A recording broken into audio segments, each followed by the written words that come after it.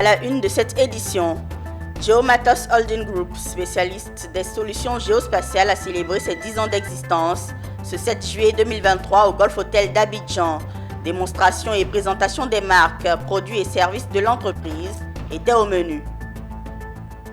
La 14e édition de l'Assemblée générale de la Fédération interafricaine des assureurs conseils a refermé ses portes ce 6 juillet 2023 à Abidjan. Les courtiers d'assurance africains ont repensé leur secteur d'activité, renouvelé les instances dirigeantes et relancé les activités de leurs fêtières.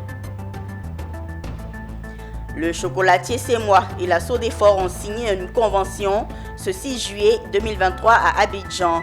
La Sodefort produira des plans de qualité pour la reforestation et fera le suivi des zones qu'elle reboisera. Les détails dans cette édition. Et puis la rédaction de Business 24 Africa reçoit dans ce journal Alain Michel Massoussou, le nouveau président de la Fédération interafricaine des assureurs conseils, pour parler du bilan de l'Assemblée générale qui a refermé ses portes et des perspectives de la Fédération interafricaine des assureurs conseils.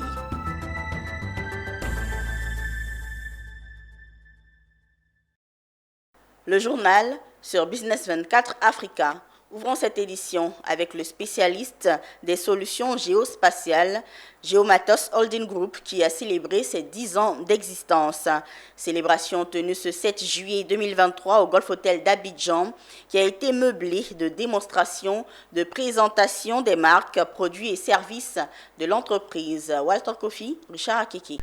Laser 3D, drones, logiciels, innovation et nouvelles technologies ont été les maîtres mots de la cérémonie d'ouverture du 10e anniversaire de la structure Geomatos Holding. Pour sa 10e bougie, le spécialiste des solutions géospatiales a présenté l'ensemble de ses produits et fait la promotion de ses partenaires, à l'occurrence des marques dont elle est l'un des distributeurs exclusifs en Côte d'Ivoire.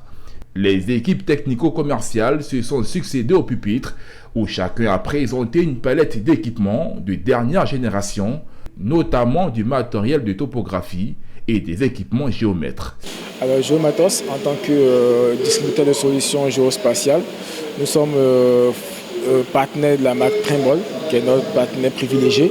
Alors Trimble est une entreprise basée en Californie qui propose des solutions géospatiales et donc des solutions, on va dire des appareils qui sont adaptés à la topographie, à la construction et autres. Donc c'est une gamme premium que nous proposons et du coup nous avons segmenté le marché afin de pouvoir trouver la solution qui correspond véritablement aux besoins de nos différents clients. D'accord, donc ce matin j'ai présenté la marque Faro. Nous sommes distributeurs agréés de cette marque-là. Elle concerne tout ce qui est laser 3D, également Sensifly et DJI pour les drones. Un laser 3D est un appareil qui permet aux architectes ou même aux topographes de pouvoir scanner. En fait, lui, on le positionne dans une salle ou à l'extérieur et lorsqu'il fait le tour, il prend des nuages, des points 3D qui nous permettent après d'avoir la réalité de ce qu'on a vu sur le terrain à l'ordinateur. En plus du matériel innovant, le groupe a présenté son centre de maintenance au sein duquel a été développé le premier prototype d'un récepteur. Un dispositif made in Côte d'Ivoire qui a été présenté par le directeur général de Geomatos, occasion pour lui de dresser un bilan de ces 10 années. Nous avons démarré en 2013 la distribution donc, de ces solutions en Côte d'Ivoire. Nous nous sommes adjoints donc des partenaires de très haut niveau, pour citer Trimble, Spectra, Spitré, DJI, Sensifly. Alors pendant toute cette phase-là, ça a été donc d'éternel recommencement parce que nous devons être constamment aux côtés de ces grands leaders et apprendre et venir apporter cette technologie à proximité de nos partenaires, de nos clients ici en Côte d'Ivoire. Succursale de Geomatos France, Geomatos Holding Group offre des solutions complètes aux services publics et privés. Celles-ci comprennent des solutions géospatiales, du conseil et des services de maintenance. Actualité du secteur des télécommunications. Désormais reconnus par l'État de Côte d'Ivoire, des pilotes de drones ont reçu leur certificat de fin de formation. Ils sont reconnus à travers l'Autorité nationale de l'aviation civile. Leurs diplômes ont été remis à l'issue d'une formation initiée par la structure Drone Group qui entend professionnaliser le secteur. Walter Kofi. L'aviation civile ivoirienne vient de franchir une étape significative de son évolution avec ses nouveaux pilotes formés à l'utilisation du drone. Désormais reconnu par l'État de Côte d'Ivoire en tant que télépilote, ces 16 premiers utilisateurs professionnels de drones ont été certifiés et sont reconnus par l'Autorité nationale de l'aviation civile, l'ANAC. Une certification qui s'est faite à l'issue d'un processus qui s'est voulu rigoureux au centre de formation de la structure Drone Group. Je saisis l'occasion de cette tribune pour inviter tous les acteurs désirés d'intégrer les drones dans leurs services ou prestations de bien vouloir se conformer aux dispositions réglementaires en vigueur. Initiateur de ce programme, Drone Group veut à travers son centre de formation, le premier du genre en Côte d'Ivoire, professionnaliser le secteur. Le directeur général de la structure est revenu sur la vision de son groupe, une vision avant-gardiste dans laquelle il positionne le drone comme un outil révolutionnaire. Comme je l'ai dit, le drone n'est pas un jouet, c'est un outil d'avenir. Aujourd'hui, les gens utilisent jusqu'à présent, on utilisait les drones pour filmer des mariages, les baptêmes, les cérémonies, et c'est vraiment interdit. On n'a pas le droit de filmer des gens sans leur accord. Ensuite, le drone est un engin, c'est un aéronef. Un drone s'il pèse 5 kg, qui tombe de 100 mètres d'altitude sur la tête de quelqu'un, il le tue. Donc c'est un outil sensible et il est important que l'utilisation des drones soit réglementée. Drone Group est un expert dans la collecte et le traitement des données par l'utilisation des drones, géoradars, satellites et intelligence artificielle. L'entreprise détient l'unique centre de formation de télépilotes homologué par l'ANAC où sont dispensées des formations théoriques et pratiques. Dans l'optique de mieux structurer le secteur du commerce en Côte d'Ivoire et de formaliser l'activité commerciale, le gouvernement ivoirien a décidé d'identifier l'ensemble des acteurs sur toute l'étendue du territoire national à travers la carte de commerçant. Le projet carte de commerçant a pour but la modernisation de l'activité commerciale à travers la constitution du fichier national des commerçants et des entrepreneurs, qui est la base de données nationale des commerçants et entrepreneurs, comprenant la cartographie complète de l'activité commerciale. La nouvelle carte unique, carte de commerçant, carte Visa, incluant les fonctions de paiement et d'acceptation de paiement, a été présentée. Fulgence Canon, commentaire Zénab Dosso. Les commerçants de Côte d'Ivoire disposent désormais d'une carte commerçant avec un porte-monnaie électronique intégré. Elle permettra à ceux-ci de bénéficier de solutions de paiement et d'acceptation de paiement. Par ailleurs, cette innovation aura pour conséquence la transformation structurelle de l'économie ivoirienne à travers le digital. Initiée par le ministère du Commerce, de l'Industrie et de la Promotion des petites et moyennes entreprises et mise en œuvre par ses partenaires Visa International, Weblogi et Unitech, un ensemble de travaux a été mené pour mettre en place une carte unique, carte de commerçant, carte Visa. L'inclusion financière et la digitalisation des paiements constituant des objectifs importants du projet de carte de commerçant. Désormais, avec cette nouvelle carte, un moyen de paiement entre les mains. Ce moyen de paiement leur permet de faire leurs transactions, de pouvoir faire des achats et de pouvoir également transférer de l'argent sans se déplacer, sans avoir à manipuler de l'espèce. Et cette carte de commerçant va donner encore plus de confort, notamment au système bancaire à travers l'ensemble des données. Et puis avec ce nouveau partenariat avec un acteur international qui est Visa International, pour qu'à travers cette carte, en fait, les acteurs du commerce, c'est-à-dire les commerçants, les micro-entrepreneurs, les entrepreneurs, puissent avoir plus facilement accès au crédit. L'autre sujet que je voudrais évoquer, c'est la chance qu'ont les commerçants à pouvoir moderniser leur façon de transacter au niveau commercial. La carte de commerçant est reconnue comme un instrument contribuant à la création de tout un écosystème qui offre à la population un réseau de marchands à travers le fichier national des commerçants et des entrepreneurs pour des paiements digitaux. Les mécanismes de protection des lanceurs d'alerte. C'est le thème de l'atelier de sensibilisation sur la lutte anticorruption initié par le patronat ivoirien. Les experts ont éclairé la lanterne des participants sur les diverses mesures de protection mises en place pour les lanceurs d'alerte. Cet atelier a été initié par la Commission Gouvernance, Éthique et Responsabilité sociétale des entreprises de la Confédération générale des entreprises de Côte d'Ivoire. Étaient conviés à cet atelier sur les mécanismes de protection des lanceurs d'alerte, les chargés de l'éthique et la conformité, les responsables en charge des questions de gouvernance et RSE, ainsi que les dirigeants et décideurs des entreprises, groupements et associations d'entreprises membres de la Confédération générale des entreprises de Côte d'Ivoire. Un lanceur d'alerte est une personne qui, dans le contexte de sa relation de travail, révèle ou signale un état des faits mettant en lumière des comportements illicites ou dangereux qui constituent une menace pour l'homme, l'économie, la société, l'État ou l'environnement, c'est-à-dire le bien commun d'intérêt général. Très souvent la cible d'intimidation, de menaces et représailles, licenciement, procès en diffamation, harcèlement, il joue un rôle fondamental dans la lutte contre la corruption.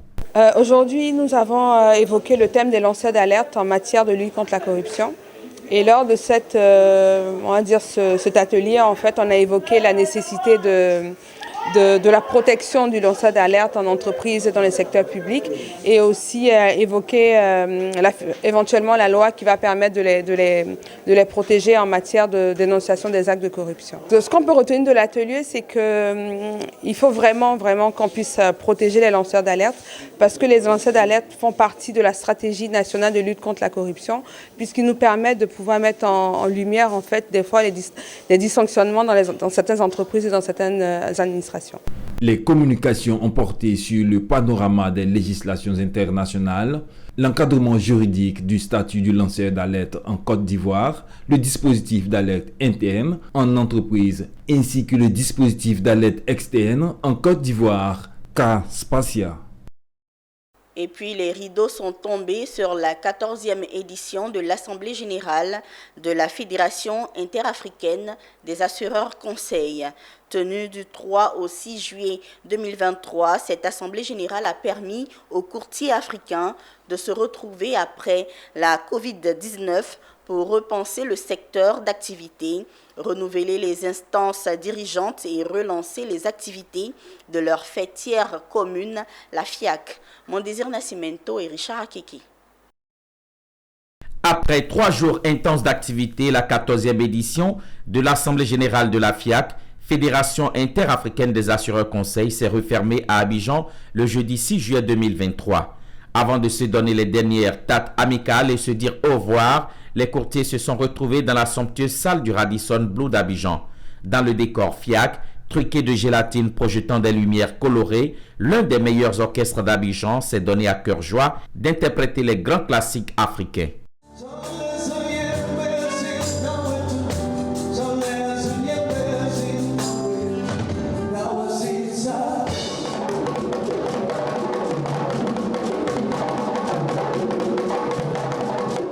Cette assemblée générale a été une tribune pour les deux présidents, celui entrant et le sortant, Cheikh Ba, travailleurs infatigables de s'adresser à leurs confrères sous les regards des représentants de l'institution mère la FANAF et de la CIMA. Des mots de félicitations et d'encouragement à l'endroit de Alain Michel Massoussou, nouveau président élect, celui à qui il laisse la FIAC après plusieurs années de lutte acharnée au profit du monde du courtage en assurance. Chers amis de la FIAC, je vous renouvelle, au nom de l'équipe sortante et à mon nom personnel, toute notre gratitude pour votre confiance, pour votre soutien et pour vos conseils et pour votre amitié tout au long des 5 dernières années. Permettez-moi, au nom de l'ensemble du bureau, de vous communiquer succinctement quelques axes clés autour desquels nous inscrivons notre engagement, notamment la solidarité et la continuité de l'action des bureaux précédents. Le bureau exécutif de la FIAC a saisi l'occasion de cette cérémonie festive pour distinguer des personnalités ayant marqué ces dernières années le secteur du courtage et des assurances. Un trophée a été décerné à Adam Ndiaye, l'un des ardents travailleurs, ex-président de la FANAF, à Saint-Philomène, assureur conseil venu du Bénin, et aux représentants de la CIMA.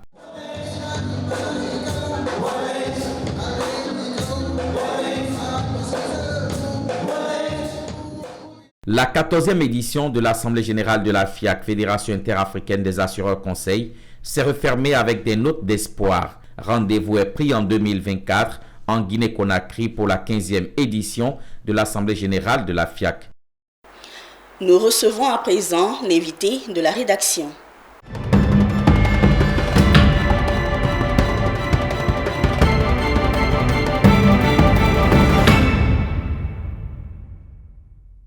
Président Alain-Michel Massoussou, bienvenue et merci de nous avoir rejoints pour cette édition. Merci, c'est moi qui suis honoré, n'est-ce pas, de me retrouver sur votre plateau. Merci. Avant de parler de la nouvelle mandature pour nos téléspectateurs, dites-nous, Président, c'est qui un courtier? Un courtier d'assurance, c'est un intermédiaire, pour être simple, entre l'assureur qui dispose de produits pour garantir la sécurité et la protection des biens et des personnes, et le souscripteur qui a besoin de ces garanties pour sécuriser soit ses activités, soit sa personne. Donc c'est quelqu'un qui est là par la volonté des États à travers les lois qui ont voulu que l'assuré, en souscrivant, comprenne très exactement le contenu des contrats d'assurance. Le courtier d'assurance établit donc le lien, on va le dire ainsi, entre l'assureur et le client, le souscripteur. Exact. Revenons à l'actualité. Vous êtes élu pour un mandat de 3 ans à la tête de la FIAC. Quelles sont vos priorités pour cette mandature? C'est une mandature que nous démarrons, n'est-ce pas, déjà avec pour priorité de poursuivre l'action qui a été menée par les bureaux précédents. Vous savez que ces actions découlent souvent de nos différentes assemblées générales où des missions sont confiées au bureau. Et donc, la première consistera à achever, à parachever ce qui n'a pas été fait. Et ensuite, dans le cadre du programme que nous mettrons en place, nous avons 2 axes essentiels. Nous souhaitons faire en sorte que la FIAC soit davantage connue. Nous souhaitons faire en sorte que la communication au sein de nos membres soit un élément essentiel. Mais nous souhaitons également et surtout faire en sorte que la formation soit au centre, n'est-ce pas, des préoccupations de nos membres. Étant entendu que c'est elle qui permet à nos assurés d'avoir la conviction qu'ils sont bien conseillés, que leurs contrats sont bien gérés. Ils doivent donc être rassurés. Et vous l'avez dit, mise en lumière de la FIAC et également en formation. La 14e Assemblée générale de la FIAC, qui a vu votre élection, s'est refermée jeudi 6 juillet 2023. Quel en est le bilan? Alors, le bilan, il est simple et satisfaisant. À cette Assemblée générale, du moins au comité qui a été mis en place pour élaborer sa feuille de route, il y a des missions qui lui ont été confiées et il se trouve qu'au rang de ces missions, il y avait des panels qui sont des éléments qui nous permettent de revenir sur les contenus, n'est-ce pas, de la vie de nos associations. Et au titre de ces formations, on a bien vu que nous avons traité des questions comme les questions qui sont liées au digital, les questions qui sont liées à la formation, les questions qui sont liées aux perspectives, n'est-ce pas, également. Et nous sortons de là satisfaits dans la mesure où la salle était comble. Ça veut dire qu'on a reçu beaucoup de nos membres et ça prouve à suffisance l'intérêt qu'ils ont à fonctionner au sein de cette fédération. Et pour finir, quelles sont justement ces perspectives pour les acteurs du courtage d'assurance en Afrique?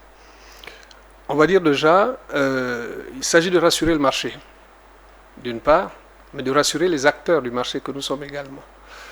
Nous avons l'impression que les nouvelles technologies qui arrivent à grands pas, on l'a bien vu dans la salle, pourraient tendre à faire disparaître le métier de courtier d'assurance.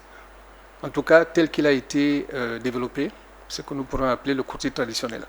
En réalité, il n'en est pas, il ne s'agit pas de cela. Le courtier va continuer d'exister avec ses missions, avec au centre, bien sûr, de notre activité, le client, ce que nous appelons l'assuré. Il s'agit pour nous d'être présent quand il a besoin de nous, aussi bien à la souscription que à l'occasion des sinistres. Les nouvelles technologies, oui, pour aller vite. Les nouvelles technologies, oui, pour atteindre le maximum de personnes. Quand on sait que la pénétration de l'assurance sur nos marchés africains demeure encore un problème, on tourne toujours autour de 2%.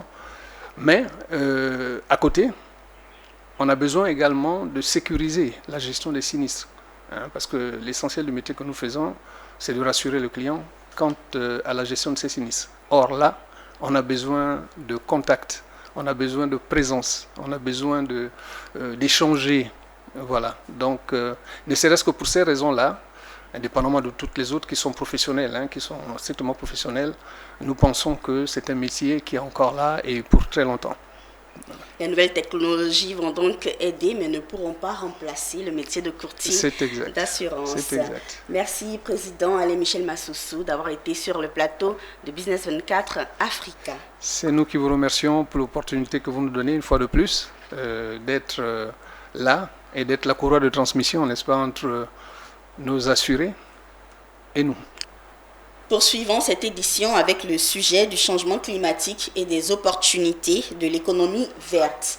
Changement climatique et opportunités de l'économie verte. C'est autour de ce thème que s'est tenue la conférence à l'Université méthodiste de Côte d'Ivoire au bénéfice des étudiants. Le but était d'inculquer aux étudiants les outils pour s'adapter et tirer profit des opportunités que présente le changement climatique. Un élément de Zinab Dosso et d'Ezekiel Seri. Du risque à l'opportunité, tout n'est qu'une question de vision. Même si le changement climatique est perçu sous le prisme du risque qu'il fait encourir aux acteurs économiques, il est également porteur de nouvelles opportunités. C'est ce que ces experts, acteurs du secteur privé, sont venus apporter à l'Université méthodiste de Côte d'Ivoire, UMESI, au bénéfice des étudiants de l'école.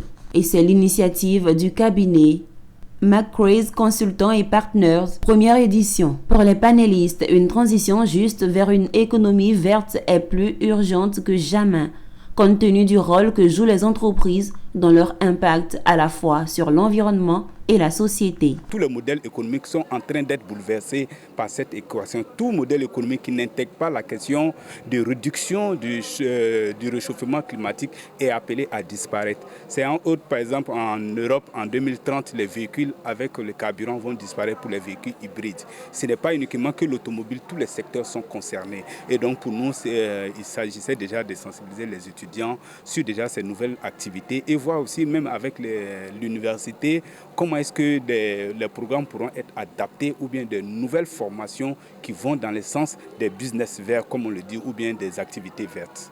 Une conférence bien accueillie par les étudiants et responsables de l'UMESI, Université méthodiste de Côte d'Ivoire, qui ont compris l'intérêt de s'adapter au changement climatique. Vous savez que l'atelier parle de changement climatique et d'opportunités vertes. Comme j'ai eu à le dire tout à l'heure, nous n'avons pas pour le moment une filière en environnement. Nous n'avons pas encore développé. On compte faire ça à l'avenir, mais pour le moment, nous ne l'avons pas encore développé. Et cet atelier vient un peu comme pour nous booster dans cette direction-là. Alors, cette conférence, ça a été enrichissante pour nous, en tant qu'étudiants en sciences économiques, de pouvoir aussi connaître les différents points de vue concernant l'écologie ivoirienne et l'écologie aussi du monde. Engagé dans une perspective d'excellence, l'UMESI a ouvert ses portes en 2006 et comprend à ce jour 3 unités de formation et de recherche. Selon le vice-président, la réflexion se poursuivra sur comment intégrer une filière concernant l'environnement. Ce jeudi 6 juillet 2023, au sein de la direction générale de la Sodefort à Cocody, une signature de convention a eu lieu entre le chocolatier Semois et la Sodefort. Cet accord porte sur 2 points. D'une part, la production de plants de qualité adéquats à la reforestation que la Sodefort mettra à la disposition des agriculteurs favorables à l'agroforesterie et d'autre part, le suivi des zones qu'elle reboisera dans les lieux d'approvisionnement en cacao de Semois. Reportage de Philippe Zabo et de Richard Akeki. Le partenariat signé entre la Sodefort et le chocolatier Semois vient après celui de 2017 qui était basé sur la sensibilisation des paysans sur les dangers de la déforestation et les bienfaits de l'agroforesterie. Cet accord ayant porté ses fruits, il était normal pour les 2 entités de le reconduire. C'est ce qu'ont fait la Sodefort et Semois en y ajoutant la phase pratique de l'agroforesterie. La nouvelle convention que nous signons aujourd'hui met l'accent sur 2 autres aspects qui sont tout aussi importants. Le premier élément, c'est la production des plants. Parce que quand on parle de reforestation, quand on parle de reboisement, il faut d'abord que les plants existent. Et l'autre aspect de satisfaction de cette deuxième phase, c'est le fait que désormais, on associe la Sodefort à la création et au suivi de ces différents reboisements. Pour le directeur général de Semois, le choix de la Sodefort est naturel.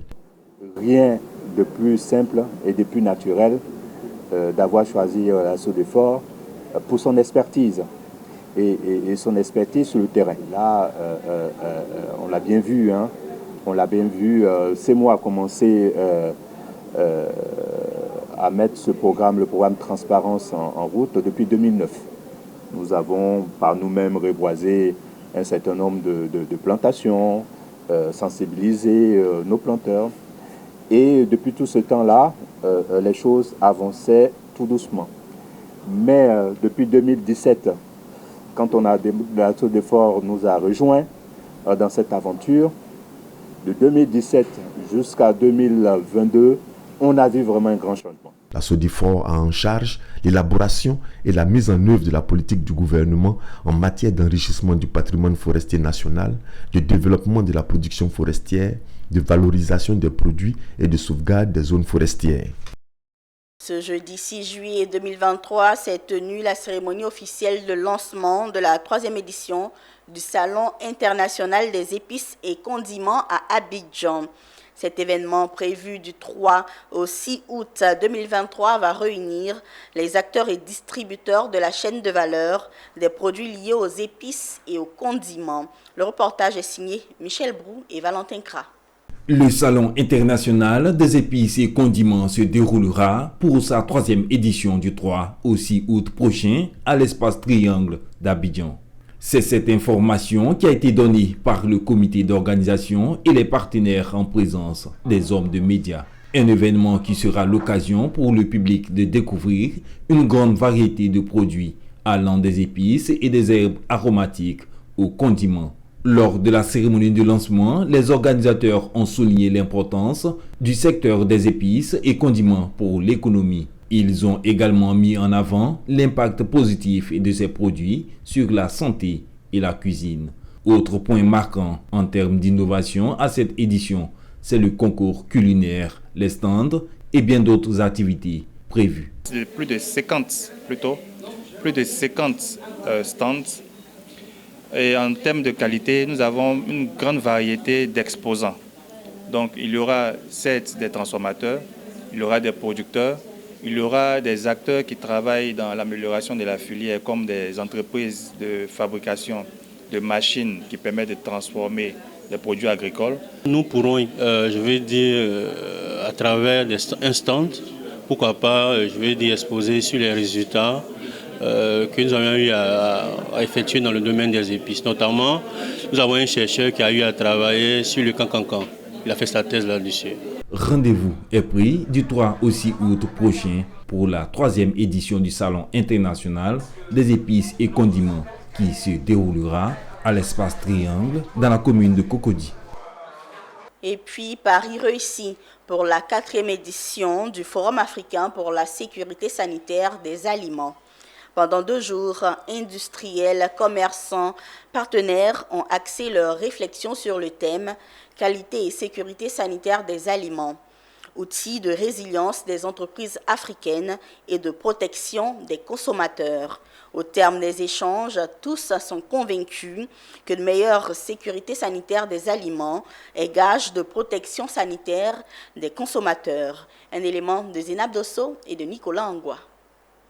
Le Forum africain de la sécurité sanitaire et la qualité des aliments, 4e édition, arrive à son terme avec un bilan satisfaisant selon les initiateurs. Ce rendez-vous, qui a refusé du monde, aura été un cadre d'échange et de partage d'expériences autour des enjeux de la sécurité sanitaire des aliments entre industriels, experts, partenaires, consommateurs et autorités. Au terme des échanges, quelques recommandations ont été mises sur table pour relever le niveau d'engagement des acteurs à plus d'efforts pour favoriser la résilience des entreprises africaines et la protection des consommateurs. La directrice du cabinet ICAF, initiatrice du projet, et son équipe, ainsi que les partenaires, peuvent se réjouir de la réussite de cet événement. Nous avons tous relevé l'intérêt de la mise en place des process qui sont conformes aux normes de sécurité sanitaire des aliments sur toute la chaîne de production de nos produits. Ces produits respectant les normes, nous éviterons en tant que consommateurs de creuser notre propre tombe. La sécurité alimentaire étant une notion qui fait appel à la réglementation et au contrôle des filières agroalimentaires ayant pour objet de veiller à l'hygiène des aliments de la ferme à l'assiette, quelques entreprises certifiées et autres participants ont été distingués pour leur engagement à offrir des produits de qualité. Ce prix décerné à Tropico Guinée est une reconnaissance du grand travail qui a été abattu par l'entreprise. C'est un honneur pour nous parce que ICAF nous a accompagnés. Le concours m'a permis de mesurer un peu le niveau au niveau de ma formation de base qui est IAAC. Notons que la 4e édition du Forum africain de la sécurité sanitaire et la qualité des aliments s'est déroulée en prélude à la Journée internationale de la sécurité sanitaire des aliments. Une note de religion et de formation dans cette édition. La salle principale de l'hôtel Belle Côte d'Abidjan a refusé du monde lors de la cérémonie de remise de diplômes et de certificats aux étudiants de Living Water Ministries. Les étudiants de 2e année de Living Water Ministries en fin de formation ont été envoyés en mission après avoir reçu leur diplôme. Une cérémonie riche en adoration, en prière et en louange à l'endroit des récipiendaires. Pierre Tebeu et Augustin Kra. Ils sont désormais prêts à aller prêcher la bonne nouvelle de l'évangile du Christ partout en Côte d'Ivoire, comme l'ont fait les apôtres. Ils sont 95, issus de la 26e promotion de Living Water Ministry, envoyés en mission ce 1er juillet après 2 années d'études bibliques. Ils ont reçu leur parchemin au cours d'une grande cérémonie qu'assistaient des pasteurs, prophètes, apôtres et autres hommes de Dieu issus de cette école. Ils sont outillés à annoncer l'évangile partout. Après cette formation de 2 ans, c'est un sentiment de sérénité, de joie, de quiétude. Vraiment, c'est une grande joie pour moi d'être sorti avec un bagage. Je compte au moins aller partout, faire toutes les nations, les disciples, en ayant ces diplômes, parce que les gens nous disent, maintenant quand tu dois voyager, que tu vas peut-être dans une ambassade, ils ont besoin de savoir qu'est-ce que tu vas dans le pays pour aller faire. Moi je dirais que je suis pasteur, qu'est-ce que je vais prendre pour prouver? J'ai béni Dieu que j'ai eu ce diplôme pour prouver que je suis un serviteur de Dieu. Bon, le diplôme c'est juste un appui, comment dire ça, stratégique et puis un peu, comment dirais-je, administratif. Une graine de plus que vient de semer cette école de formation biblique à travers un programme adapté. Ce programme des 2 années, l'on va enseigner sur la base, précisément tout se passe sur l'amour de Dieu. Aimer Dieu nécessite aimer son prochain. Tu ne peux pas aimer Dieu, ne pas aimer ton prochain. Et comme tu aimes Dieu, tu vas vraiment chercher Dieu. Donc il y a 4 grands points qu'on a utilisés durant cette année scolaire. Nous avons utilisé la foi, nous avons utilisé pratiquement le caractère de Dieu, et nous avons utilisé aussi, on a vu aussi l'incrédulité et l'égoïsme. Voici ces choses que le diable utilise et voici ce que Dieu utilise. Le centre de formation biblique de Living Water Ministry est le lieu où les vies sont transformées par la parole et par l'Esprit de Dieu. Son campus est situé dans toutes les communes d'Abidjan et les villes de l'intérieur. Rendons-nous à San Pedro, deuxième zone portuaire de la Côte d'Ivoire, avant de refermer cette édition. La ville a accueilli la 8e réunion du réseau des commandants de port et des agents de sûreté d'installation portuaire, une association de gestion des ports de l'Afrique de l'Ouest et du Centre. La sûreté maritime et portuaire était au centre de la rencontre. Abel Kwao, commentaire Eunice Bogou. La sécurité et la sûreté maritime étaient au centre de la 8e réunion du réseau des commandants de port et des agents de sûreté d'installation portuaire, une association de gestion des ports de l'Afrique de l'Ouest et du Centre à San Pedro. Les acteurs portuaires sont venus de 13 pays pour prendre part durant 3 jours aux assises de San Pedro. Il s'agit notamment du Cameroun, du Bénin, de l'Angola, du Gabon, de la Côte d'Ivoire, du Congo-Brazzaville, de la Gambie, du Ghana, de la Guinée, le Nigeria, le Togo, la Sierra Leone et la Guinée équatoriale. Moment de réflexion et de partage d'expériences sur la recrudescence des actes de piraterie et trafic dans le golfe de la Guinée ou encore la gestion des matières dangereuses dans le domaine portuaire. Et pour la frontière maritime, il est question aujourd'hui d'échanger sur 2 questions notoires, c'est-à-dire la piraterie maritime et les marchandises dangereuses. Aujourd'hui, nos ports doivent prendre toutes les décisions durables pour pouvoir garantir la gestion de ces marchandises dangereuses, contribuer au développement et à la protection de l'environnement maritime et aussi veiller à ce qu'on puisse réduire le taux de criminalité en mer.